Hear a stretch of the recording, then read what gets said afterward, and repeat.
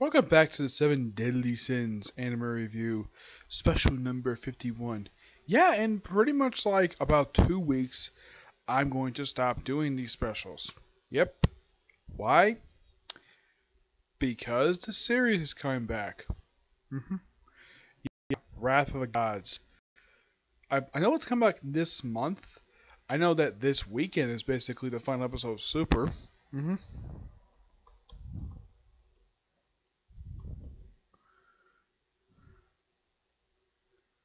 Let's see if I can find it here.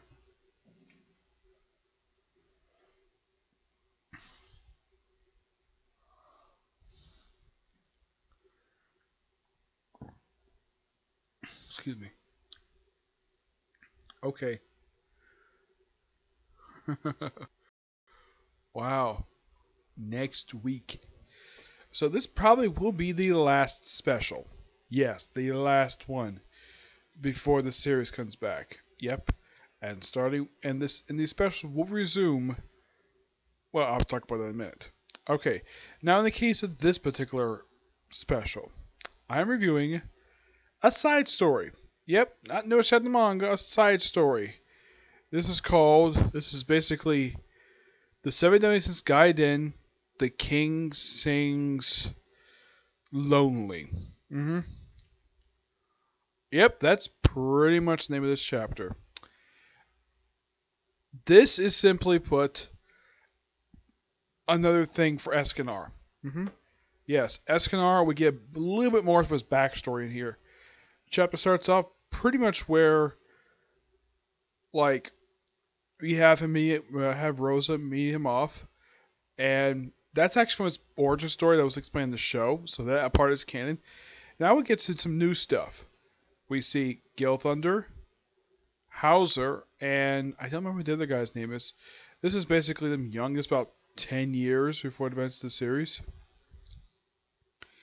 And you see Escanar, who's brought in for something. They don't say what his sin is. Like we're very sin them all. That of pride. Escanar, you are sentenced to be flogged and be filed public hanging. And of course, he's like, no, no, no, not wrong. You're wrong, wrong. Like, I'm sorry. And then all of a sudden, Meliora shows up like, I'll take him, Your Majesty. Uh-huh. What? You what? He just laughs at it. And then he gets used to the Seven Deadly Sins. Well, a few of them. You have Diane, Gilthar, Bon, and King. Diane pretty much looks the same as she does in present day. King doesn't use the puffy form anymore. Bon got himself a haircut. And Gilthar basically stopped wearing his armor because his armor was actually destroyed when he made his debut appearance in the series.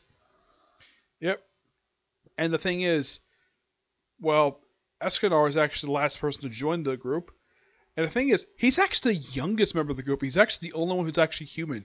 Because Bon is immortal, Melios is a demon, Merlin is some other race that's kind of related to human, Diane's a giant, King is a fairy, Gilthar is a doll. And of course, Diane gets introductions themselves,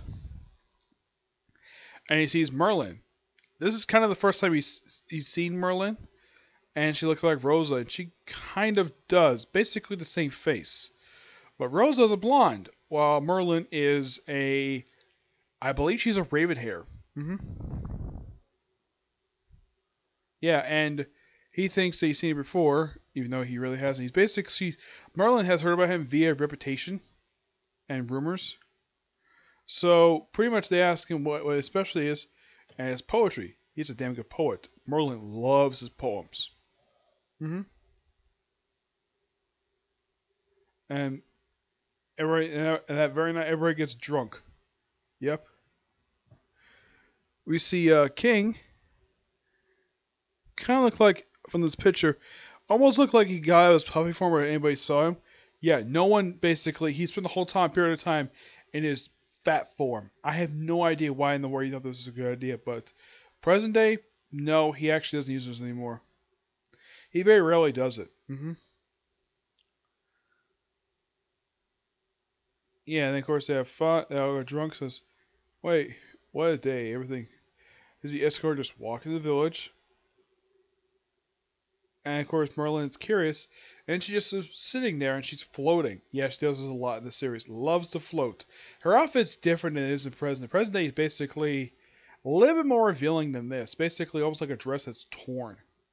Yeah, see here his real form, which he can't. He's afraid of the curse. And of course, well, she uses him very interesting. He's like, serious? You know, I'm serious. You know. Yep. And we cut to the daytime. So, and of course, he gets a little more beefier, but not as beefy as usually is. So he throws basically, and one step forward, he basically, yeah, Meliodas start beating up Bond, and you see him in his beefy form. The surgeon stop, and of course starts running away. He comes to a rock, and he pretty much demolishes it. Yeah, basically to basically diffuse his power. Merlin basically sees him again. Basically, like, yep, and he mentions about Rosa, like, he doesn't look just like her. He acts like he's just this is the way his talk is similar too. And he mentions like see her again. It's like, yeah, I thought this was so funny, and of course it's a funny moment. Of course, gonna come for me, and she gets grabs her legs. Ah, ghost.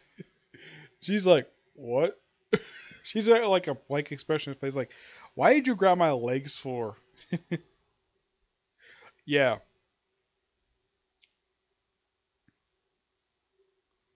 yeah, and Milios basically sympathizes with his condition. But I think it's so funny though the fact you almost get a chance to see Merlin's rear end. Yeah, almost like a nude shot for because it looks like she doesn't wear any underwear at all. But I'm not gonna show it. You have to read the manga basically to see this particular moment. And of course, everyone's like, "Delightful." It's like he can't control his form, like maybe like armor. And, like he wants for his Rosa, and she's like, "Why did you ask me, Merlin? You know what roses? I'm a magician. I'm not using spells in ancient books. Look at this rose piece of cake, Merlin. I changed my mind. I don't think I should meet her yet. I have nothing interesting to tell her about, anyways. Since I caused her in trouble, I think I just don't. I think I truly deserve to die." Yeah, and of course, like, duh. After all, talk about dying. You need to do it properly. And of course, he was like, "Babe, then bound, stop it." Yep, don't listen to Escanor. Alright, noon, we'll have a fight to set things clear. And then we see Merlin in her regular armor outfit she's basically known for. Like, anytime they show flashbacks to them when they were, like, a proper unit and have proper uniforms, yeah, she wore, like, this not revealing dress armor that she basically wore before she basically stopped wearing it and wearing, like, a waistcoat which shows off her chest. And she wears, like, a Speedo and boots. Oh, yeah, and she uses magic to keep her clothes on. Yeah, of course. And he gets all suited up. He becomes like giant size. And he basically beats Melios. And Melios goes to his demon form. Melios punches him. Of course, with his 2-page spread, punches him right in the face. And of course, Melios pins him. And he's like, if you're still eager to win this fight, I'll end your life right now. Oh, this is pain. If you're feeling pain, you're alive. It thinks Rosa. And it seems as though that now, the thing is, the Sitins don't know Melios is a demon. So, I think Escanor basically keeps it secret, doesn't bother to tell them because, well, how similar they are. And they're like, I want to live on. And he turns on his DM mode. He's tossed a check, remember well. He's like, Merlin, I like have a request. Please do this for me. So this is why you wanted to meet Rosa again. You want to show your strength. Oh, dear, you're fainted. How is he going to meet Rosa this way? A place like this in Britannia. Rosa here. Looks like some kind of crystal place. And apparently looks like almost like the City of the Dead. If you look at Rosa, she kind of looks like Glinda, Zedros' girlfriend. And basically, meets up with her and talks to her for a while. Happy to meet people. And then chapter ends with Melios carrying Escanor back to home and says, next chapter, the Ultimate One. Yep. This chapter is pretty good. I don't have a problem with it at all. It's just basically a bit of an in-betweener type of story. It's basically like the story of how Escanor first joined the Seven Deadly Sins. This is before Bond was the first one to figure out, though, that he was in love with Merlin. It's mostly his early days with the Sins. That's mostly what the story is, like him joining and his early stuff with the Seven Deadly Sins. This overall is a good chapter, but next week, back to regular story. Though, starting with next week, also the anime is coming back, so another episode. So, this will be the last special for a while when it comes to Seven Deadly Sins. Because with next week's episode, next week with the series coming back, I believe that the next episode is... I have to look it up on here. Like, because I did one like last month.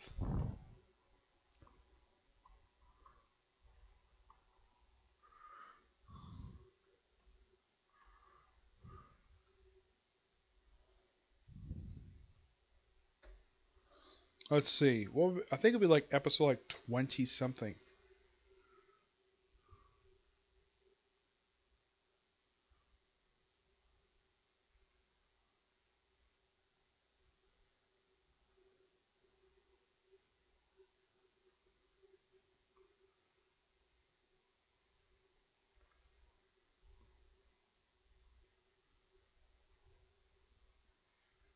Actually, it'll be episode number 8.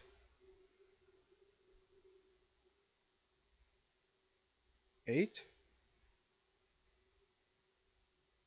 Yeah. Basically, episode 9. Yep, so basically, yep, episode 9. And when the specials finish up, I'll start with episode 50. Now, I don't know exactly how long Wrath of the Gods is going to be, but yeah. What do I get this particular side story? I give it a 9 out of 10. It's a fantastic side story. Very good development for Escanor. I don't mind getting a spin-off series for basically explore like the Silly Citizens' early days, like one of the missions, aside from the OVAs. Yep. So yeah, that's it for this particular review. And that'll be the last video I'll do today. So tomorrow, expect to see reviews news chapters of Fire Force, My Hero Academia, Blue Exorcist, along with another Comic Corner, and 2 movie reviews. Roughly 6 videos tomorrow, okay? And, well, possibly another one if in fact I get done more episodes of Toshiba Reservoir Chronicle. Yeah, so basically about 7 videos tomorrow, okay? See you next view. Bye.